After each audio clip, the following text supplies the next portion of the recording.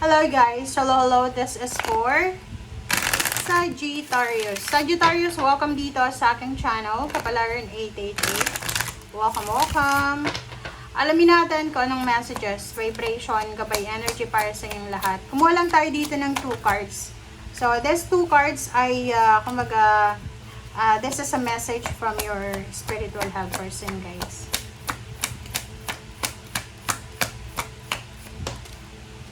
Alright. Okay, 8 and 11. So, 8 and 11, Sea Turtle and Deer.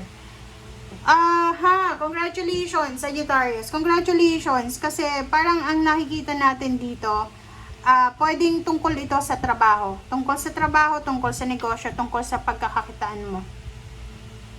There's a stability and balance sa love life din. So, pwedeng magkaroon ka ng mga talk regarding wedding, regarding pagsasama, parang ganun.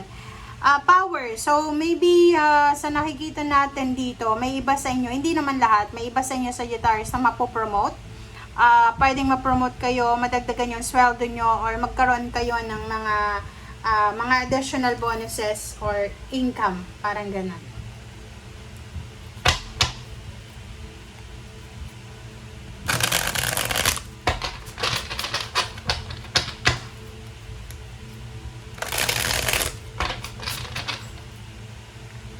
Okay. Sagittarius. Okay, first card natin, the Empress. 8 of Cups. 3 of Pentacles. 5 of Cups. Sagi. 9 of Swords. Okay, yun. So, sa nakikita ko sa'yo dito, Sagittarius, you're moving on. Kumbaga, parang new life. New life, new routine, new mindset, new lifestyle, whatever new ito, okay? So, nakikita ko sa'yo dito, itong the Empress, kung babae ka, possible na you are trying to conceive, diba? Gusto mong mabuntis, or pwedeng you're healing, pwedeng galing ka sa sakit and you're healing. So, yung iba din dito, sobrang inspired kayo, motivated na magsimula ulit ng bagong buhay, maghanap ng trabaho na bago, mag-move on, mag-travel, parang ganun. You're motivated na maging healthy and wealthy. Okay? So, nakikita ko sir dito, eto, you are planning to, parang magta-travel ka. Gusto mong maghanap ng trabaho sa ibang bansa, gusto mong mag-travel, gusto mong mag-relocate. Ang iba din sa inyo dito, yung iba, parang ang nakikita ko dito, Sagittarius ka, hindi ka na masaya sa Pilipinas or kung nasaan ka man na bansa. So, you are, you're planning to migrate sa other country. And, nakikita ko na busy ka sa 6 months na to sa pagre-research. Panay punta mo sa mga embassy, tagtatanong ka kung ano yung mga requirements para sa pag-migrate, parang ganon. And, sa nakikita ko sa'yo dito, there's an instance, parang mga situation lang within the 6 months na to na posibleng sobra-sobrang pagsisisi ang mararamdaman mo. Okay? Sobra-sobrang pagsisisi ang mararamdaman mo kasi pwedeng yung mga decision mo before ay mali or pwedeng may ginawa kang decision na pinagsisisihan mo sa ngayon. Okay? Parang ganon. So, maybe may mga feeling of guilt ka. Nagigilty ka siguro. Parang ganon. So, there's a karma coming para sa'yo. I don't know if it's positive or negative, pero kung makikita mo naman dito, 9 of Swords and 5 of Cups, nangihinayang ka, and then, medyo malungkot ka, na-stress ka, nagka-anxiety ka, and yun. Okay?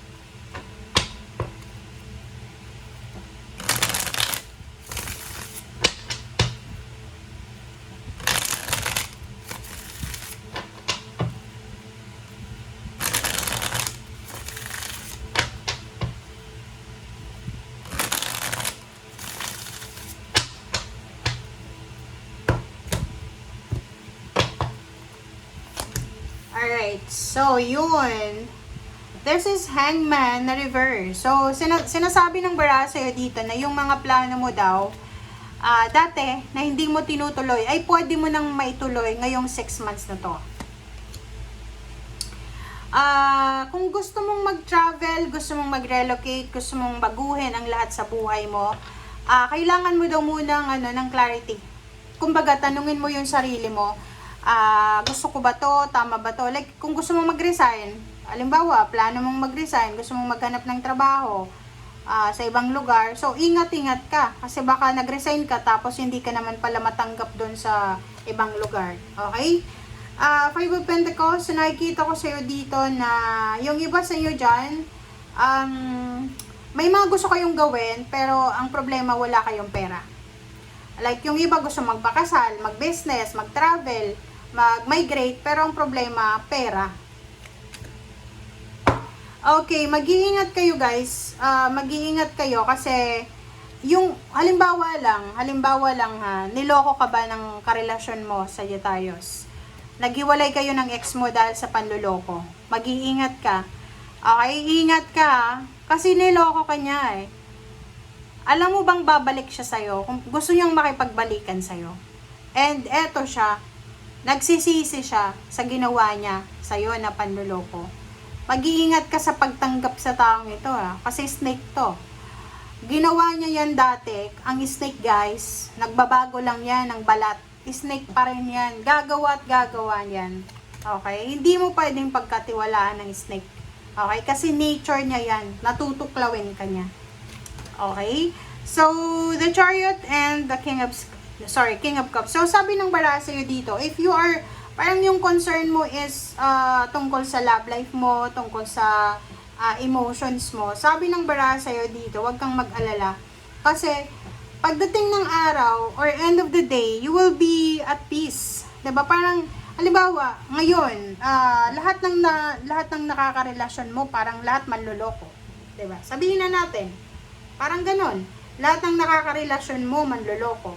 Lahat ng mga nagiging close sa'yo, niloloko ka. And sabi ng bara sa'yo dito, okay lang yan. Okay lang yan. Kasi, alam mo, may karma naman eh. Diba? May karma naman. So, hayaan mo lang sila. Hayaan mong lokohin ka. Hayaan mong magsinungaling sila sa'yo. Hayaan mong gawan ka nila ng masama. Kasi, end of the day, justice is yours, okay? So, papabor sa'yo yung karma. Okay? Yun yung nakikita natin dito. Alright. Wait lang, guys. Okay. And sa ilalim mo dito, there's a Lovers and the Emperor. So, sabi ng bara sa'yo, huwag kang mag-alala. Kasi, may nakalaan na love life para sa'yo. Hindi ka dapat magmadali. Like, halimbawa kakahiwalay nyo pa lang ng asawa nyo, ng boyfriend, girlfriend, tapos maghahanap ka agad-agad. No, huwag ganon. Okay, dahan-dahan lang. This 6 months na to, gamitin mo siya para makarecover ka, physically, mentally, psychologically. Okay, this is a recovery month para sa'yo. Thank you guys. Bye!